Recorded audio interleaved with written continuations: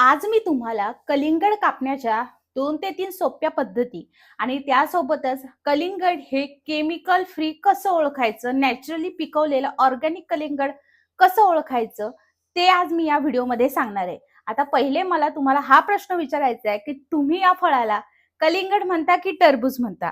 आमच्या इकडे विदर्भात याला टरबूज म्हटलं जातं आणि जो पिवळा असतो ना त्याला खरबूज म्हटलं जातं. तर हे बघू शकता, आता मी हे कलिंगड स्वच्छ असं धुवून घेतलंय. आता जेव्हाही तुम्ही कलिंगड आणता ना, तर आपण काय करतो, सरळ आणतो आणि फ्रीजमध्ये ठेवतो. कधीच कलिंगड फ्रीजमध्ये ठेवायचं नाही. असं केल्याने त्याची टेस्ट सुद्धा बदलते आणि दुसरी गोष्ट म्हणजे अति थंड खाल्ल्यामुळे डोकं सुद्धा दुखायला लागतं. त्यामुळे कलिंगड आणल्याबरोबर हवं तर तुम्ही छान असं बर्फाचं पाणी घेऊ शकता आणि ते एका मोठ्या पातेल्यामध्ये टाकून त्यामध्ये ठेवू शकता किंवा तुम्ही 2 ते 3 तास हे टरबूज जे आहे पाण्यामध्ये जरी ठेवलं ना, तर हे व्यवस्थितरित्या थंड राहतं. नमस्कार, मी प्राजक्ता तुम्हा सर्वांचं आजच्या एका व्हिडिओमध्ये खूप सारं स्वागत करते. चला आजच्या व्हिडिओला सुरुवात करूयात. सगळ्यात पहिले कलिंगड घेत असताना बाहेरून बघायचं की हे जे देठ आहे हे सुकलेलं आहे की नाही. जर हे देठ सुकलेलं नसेल तर ते कलिंगड घ्यायचं नाही. सुकलेल्या देठाचं कलिंगड घ्यायचं. दुसरा बघायचं तो म्हणजे हा पिवळा भाग.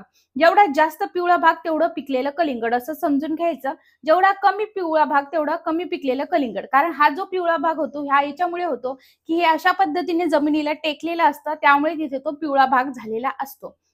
त्यानंतर बाहेरून बघायचं की कुठे तुम्हाला टोचलेलं दिसेल का. खरं तर असं छोटं छिद्र बघायचं म्हणलं तर ते आपल्याला काही दिसणार नाही. तर त्यामुळे मग काय करायचं, तर अशा वेळेस बघायचं की यावरती काही खुणा तर आहे की नाही. अशा खुणा असल्या तर ते कलिंगड घ्यायचं. अगदी गडद कलर असलेलं आणि एकदम प्लेन सर्फ असलेलं कलिंगड घ्यायचं नाही. याची तुम्ही खात्री बघायचं. आता हे बघा, हे कलिंगड जे आहे अशा पद्धतीने पूर्ण रेषा आहे, थोडंसं इकडे पण आहे, हे बघू शकता. पूर्ण एकदम चमकदार कलिंगड घ्यायचं नाही आपल्याला. चमकदार असेल तर ते केमिकल वालं असतं, याची काळजी घ्यायची. आणि केमिकल वालं जर कलिंगड असेल ना, तर ते आतून कापल्यानंतर कसं दिसतं हे सुद्धा मी तुम्हाला समोर सांगणार आहे. आता तुम्ही बघू शकता, हे कलिंगड आपण स्वच्छ असं धुवून घेतलेलं आहे. आता हे कलिंगड कापण्याच्या पद्धती सुद्धा तुमच्यासोबत मी शेअर करते. आय होप तुम्हाला हे कळलं असेल. आणि जरीही तुम्ही हे करून जरी तुम्हाला कळलं नसेल तर कापल्यानंतर कसं करायचं हे सुद्धा मी तुमच्यासोबत शेअर केले. तरी पण ह्या व्हिडिओमध्ये मी कव्हर करण्याचा नक्की प्रयत्न करेल. आता बघा, या पद्धतीने आपल्याला मधातून हे कापायचे. लक्षात घ्या, मधातून कापायचे. अजून एक गोष्ट, कलिंगड जेव्हा तुम्ही घेता तेव्हा कलिंगड अति गोलाकार न घेता तुम्हाला कलिंगड काय करायचं आहे, तर हे थोडंसं असं लंबुळतं घ्यायचंय. अगदी गोलाकार कलिंगड कधीच घ्यायचं नाही, याची काळजी घ्यायची. आता बघू शकता, छान लाल बुंद असं आपलं कलिंगड निघालेलं आहे. आता जेव्हा तुम्ही हे कलिंगड घेता आणि जर हे केमिकलवालं असलं तर याच्यामध्ये ना भरपूर पोकळ भाग असतो. भरपूर पोकळ भाग असतो आणि जर आपण हे बाहेरच ठेवलं ना, तर तेच कलिंगड अगदी तुम्ही 1 दिवस जरी बाहेर ठेवलं तर त्यामधनं सडण्याचा वास येतो आणि त्या कलिंगडची चव कंप्लीटली बदललेली असते. त्यानंतर ते कलिंगड अति लालसर असतं. त्यामुळे त्या कलिंगडवरती जर कापसाचा बोळा ठेवला ना आपण, तर लगेच कळून येतं की ते कलिंगड केमिकलवालं आहे. आता तुम्ही जर हे कलिंगड बघितलं तर तुम्ही बघू शकता कुठेही स्पेस दिसत नाहीये. आणि हे कलिंगड तुम्ही बाहेर जरी ठेवलं, जे नॅचरल पिकवलेलं कलिंगड असतं ते बाहेर जरी ठेवलं तरी त्याला 2 ते 3 दिवस काहीच होत नाही. आणि जर केमिकलवालं कलिंगड असेल तर ते आपण बाहेर ठेवल्यानंतर त्यामधून फेस सुद्धा येतो आणि ते अगदी सडलेला वास त्यामधून येतो. त्यामुळे कधीही कलिंगड आणलं की लहान मुलांना बिलकुल देत जाऊ नका. आधी स्वतः टेस्ट करत जा आणि चांगलं लागलं तरच मुलांना देत जा. मुलांना द्यायचा सीझन जो आहे मार्च एंडिंग एप्रिलमध्ये चांगले कलिंगड येतात, तेव्हा सुद्धा तुम्ही देऊ शकता. आता हे कलिंगड कापायचं कसं ते बघूयात. आता हे कलिंगड कापण्याच्या आधी सुद्धा काय करायचं की थोडीशी फोड घ्यायची आणि टेस्ट करून बघायची. जर त्याची टेस्ट ही चांगली कलिंगड म्हणजे टरबूज सारखीच लागत असेल तर खायचं. जर तुम्हाला अशी केमिकल वाली जर ही चव लागली तर समजून घ्यायचं केमिकल वाला आहे. सरळ ते कलिंगड फेकून द्यायचं, पैशाकडे बघायचं नाही. पैशापेक्षा आपल्याला आपला जीव खूप महत्वाचा आहे. जर तुम्ही केमिकल वालं कलिंगड खाल्लं तर काय होऊ शकतं ते तुम्हाला सांगते. सगळ्यात प्रथम तुम्हाला खूप जास्त खाज येऊ शकते. खूप जास्त खाज आल्यामुळे तुमच्या शरीरावरती पित्तासारखे फोड येऊ शकतात आणि तुम्हाला डॉक्टरकडे जावंच लागू शकतं. त्यामुळे कधीही कलिंगड हे योग्यरित्या तपासणं खूप गरजेचं आहे.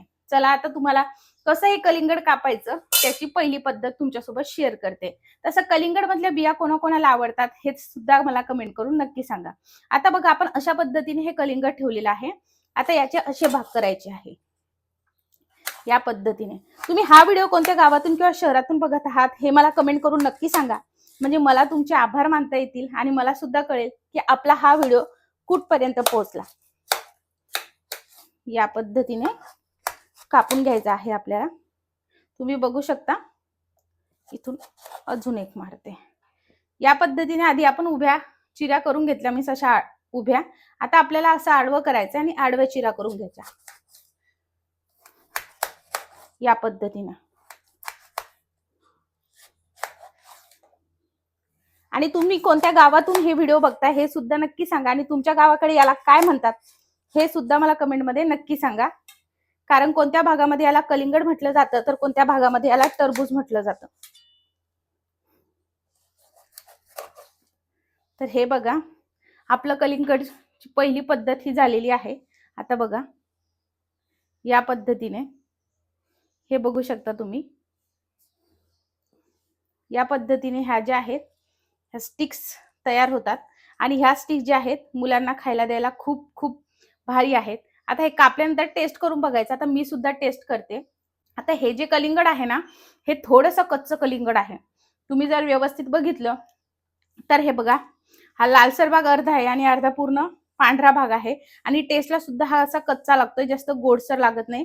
याची हे बघा टेस्ट केल्यानंतर आपल्याला लगेच कळतं. आणि याचा कलर सुद्धा आहे बघा, पांढरा भाग जास्त आहे, पण हा चांगला आहे, केमिकल वाला नाही.